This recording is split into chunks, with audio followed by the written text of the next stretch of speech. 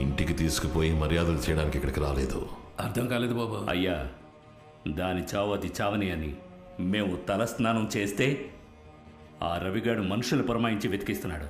ఒకవేళ వాడిని ఊళ్ళోకి తీసుకొచ్చాడంటే కాలు కంటుకున్న అశుద్ధాన్ని తీసి మొహానికి పులుముకున్నట్టే. నేను అనుకున్నా అప్పుడే ప్రేమ పాసానికి లొంగిపోతారేమోనని భయపడ్డాను. అయినా మన అందరి బుద్ధి ఒకటే కదయ్యా. ఆడపిల్లంటే భుజం మీద ఉన్న కండువాలా గౌరవంగా ఉండాలి. చెవిలో దూరిన జోరీగలా మనసును దొలిచేయకూడదు. సిగ్గు శరం లేనిదే.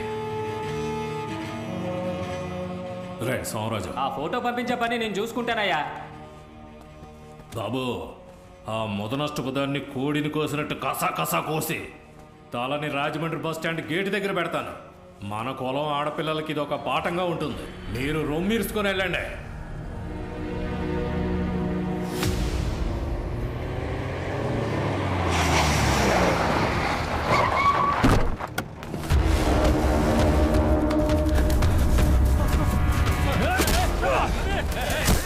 ఎంత ధైర్యం ఉంటే మా ఇంటి ఆడపిల్ల ఫోటోని అందరికి పంపిస్తావు? నేను చచ్చాననుకున్నావా? నా కొడక ఒళ్ళు కోపంకి తిరుగుతున్నావా? నీ కొడక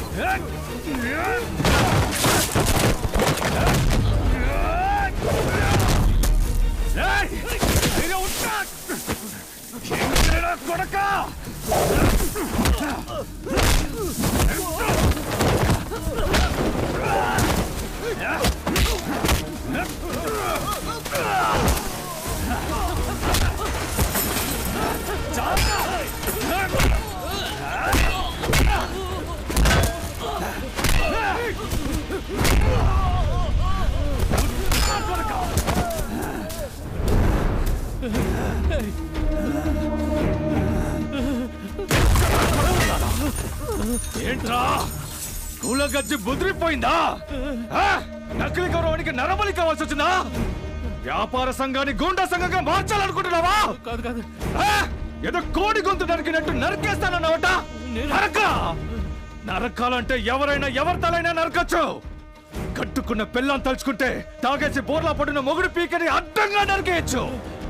కానీ నరకట్లేదు కదా, సహిస్తోంది కదా. నన్ను నరకమంటావా? ఇప్పుడు కూరగాయలు కొనడానికి వెళ్ళిన నీ పిల్లాన్ని, కాలేజ్కి వెళ్ళిన నీ కూతుర్ని నడి రోడ్డు మీద నరికేమంటావా? బాబు, నా అన్న బిడ్డని కన్నవాడు నొప్పితో అల్లాడుతున్నాడు. అందులో మిగతా వాళ్ళకి ఏంటో నొప్పి? రేయ్, అబ్బా కొడుకుల బంధం, అన్నదమ్ముల సమస్య, వీటి మధ్యలో దూరి చలి కాచుకుందాం అనుకున్నారా?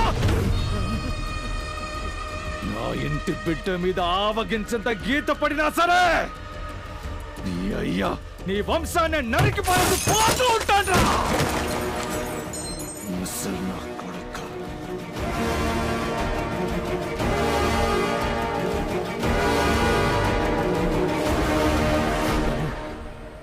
నువ్వు నీ తమ్ముడిని తక్కువ అంచనా వేశావు. ఈ విషయం తెలిసి మదం ఎక్కిన ఏనుగులాగా వచ్చి ఇక్కడ అన్నిటినీ ధ్వంసం చేసి వెళ్ళిపోయాడు. నరకదలుచుకుంటే నీ కూతుర్ని నువ్వే నరకు. అదే గౌరవం. ఆ కంటైనర్లో వెళ్ళలేదో చెక్ చేయండి. చెక్ చేసి నాకు చెప్పండి.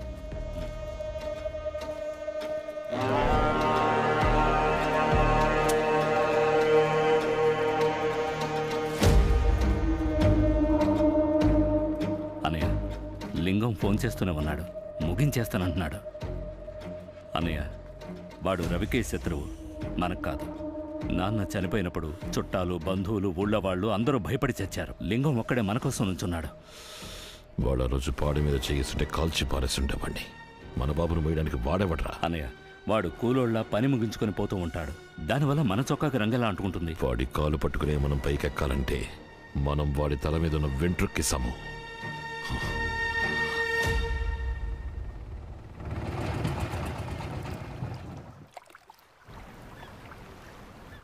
ఏ మేరీ, మీ అమ్మా నాన్న రాలేదా? ఫ్రెండ్స్ తో వచ్చానక్క. ఏంటి జప మేరీ? యేసు ప్రభు నేను వేడుకున్నట్టు నీ మనసు పాడు చేసినందుకు నన్ను క్షమించి మేరీ. నా కుటుంబం ప్రేమ వల్ల పడుతున్న పాటలు చూసావుగా, ఎంత వేదన అనుభవిస్తున్నామో తెలుసుగా. ఈ కష్టాలన్నీ చక్కగా ఉన్న నీ కుటుంబానికి రాకూడదు మేరీ. దానికి దీనికి మీ ఏంటి ఇంట్లో వాళ్ళకి ఈ విషయం తెలిస్తే వాళ్ళ మనశ్శాంతి పోతుంది. వాళ్ళకి మనశ్శాంతి లేదంటే నువ్వు సంతోషంగా బ్రతకగలవా మేరీ? బంధాలతో పాటు కలిసి జీవించడమే జీవితం, కానీ ఆ బంధాల్ని సంతోషపరిచి జీవించడమే చక్కటి జీవితం అని ఇప్పుడే అర్థమైంది.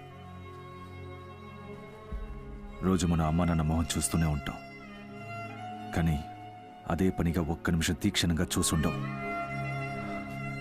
వెళ్ళి మీ అమ్మా నాన్నల మొహం ఒకసారి చూడు మేరీ. వాళ్ళలో ఓ సంతోషం కనిపిస్తుంది. ఆ సంతోషం నీ వల్ల చెడిపోకూడదు. జీవితంలో ఎంతో సుఖాన్నిచ్చే ప్రేమ అంతే బాధని కూడా ఇస్తుందని ఇప్పుడే అర్థమవుతోంది. అర్థం చేసుకో.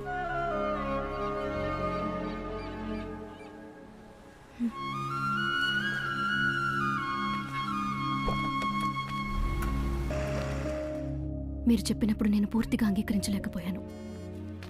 మీరు చెప్పిందే కరెక్ట్. థ్యాంక్స్. రవి గారు నమస్కారం. నేను గుర్తులేనా, విశాఖ కోఆపరేటివ్ బ్యాంక్ అసిస్టెంట్ మేనేజర్ని. సార్, మీ కోల్డ్ స్టోరేజ్ లోన్ శాంక్షన్ అయింది. నెక్స్ట్ వీక్ చెక్ వచ్చేస్తుంది. మీ బ్రదర్కి ఈ విషయం ఇన్ఫార్మ్ చేయండి. అదేదో మీరే ఇన్ఫార్మ్ చేసేయండి. నేను ఇప్పుడు అక్కడ లేను. రేయ్, నా జీవితంలో ఓసీ కూడా తినదే లేదు. నన్ను ఎక్కడికి తీసుకెళ్తున్నారా? చైనా బిర్యానీ తిందామన్నా.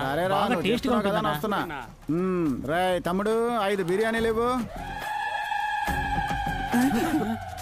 రేయ్ నువ్వా? అవునన్నా. నువ్విక్కడ? చెప్పుతో కొట్టిన పెళ్ళం చార తీసింది. తన జుమ్కిలు పెట్టి కొట్టు పెట్టాను. అప్పుడు కూడా దాని జుమ్కిలు తాకట్టు పెట్టాడు. సరే గానీ బిర్యానీ ఎంత? ఇద్దరం అన్నదమ్ముల్లా మసలం డబ్బులేంటన్నా. నీకు బిర్యానీ ఫ్రీ అన్నా, తినన్నా. మన కొట్లో 50 నుంచి 5 రూపాయల వరకు బిర్యానీ ఉందన్నా. అవును. మరి ఇంత తక్కువకి ఇస్తున్నావే, ఎలా గిట్టుబాటు అవుతుంది? అన్నా, 50 రూపాయలు కోడి బిర్యానీ, 40 రూపాయలు కొంగ బిర్యానీ, 30 రూపాయలకి కాకి బిర్యానీ, 20 రూపాయలకి కుక్క బిర్యానీ, 10 రూపాయలకి జలగ బిర్యానీ, 5 రూపాయలకి బల్లి బిర్యానీ. ఎలా ఉంది? బల్లి బిర్యానీయా? తినేప్పుడు కస్టమర్ తీసి చూపిస్తే అది బల్లి కాదు గుడ్డుకు తల్లి అని చెప్తే పోతూ ఉంటాడు. తమ్ముడు, ఇప్పుడు నాకు పెట్టింది ఏం బిర్యానీ? అది డీసెంట్ అన్నా. తొండ బిర్యానీ.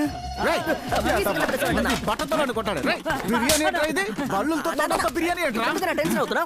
నేనేమైనా పావుతో పకోడీ లేసానా, పిల్లితో పులుసు చేశానా, కప్పతో కార పులుసు పెట్టానా, లేదా వాన పావుల్ని పట్టి నూడిల్స్ చేశానా? ఇవన్నీ కూడా చేద్దామని ఐడియా ఉందా? Future plan. రేయ్, ఇలా అడ్డమైనవి చైనా వాడి దీన్ని ఒంటికి పడక 2 ఏళ్ళు లాక్డౌన్ అని కూర్చోబెట్టాడు.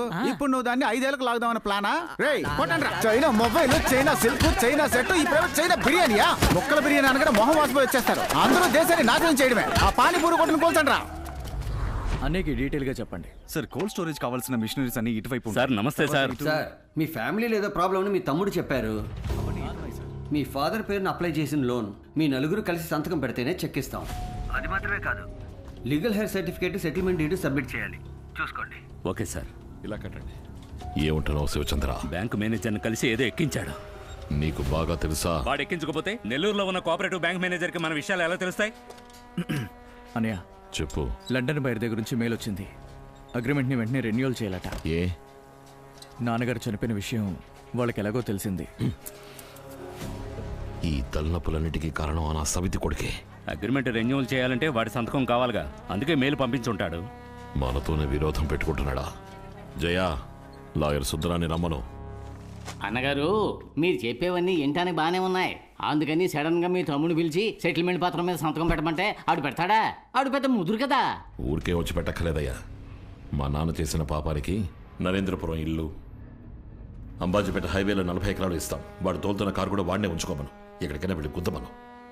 వచ్చి సంతకం పెట్టమని చెప్పు. తమ్ముడు, గడ్డపార పెట్టే చోట కనీసం ఇనప చొవ్వన పెట్టాలంటారు. మీరు చిన్న తీగతో సరిపెట్టేయాలనుకుంటున్నారా?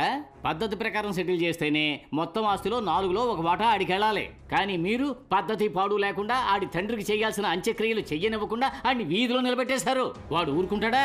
వాళ్ళమ్మకో వాటా కావాలని పట్టుపడతాడుగా. వాడి పేరు వారసత్వం సర్టిఫికేట్లో వస్తుందిగా. అది పోనీ రామచంద్ర, టూరుకు వెళ్ళిందే మీ అమ్మాయి. తను తిరిగి వస్తే తనకి ఓ వాటా ఇవ్వాలి. ఎందుకంటే ఇప్పుడు తను 18+. అంటే తను మేజర్ అయ్యా. పిఆర్వి కుటుంబ ఆస్తిని ఆ జాంపేట భాయ్ కొడుక్కి దానం చేయమంటారా? మన చట్టం అదేగా చెబుతోంది. ఇలా చూడు, అక్కడ 3 వాటాలు, ఇక్కడ 3 వాటాలు, మొత్తం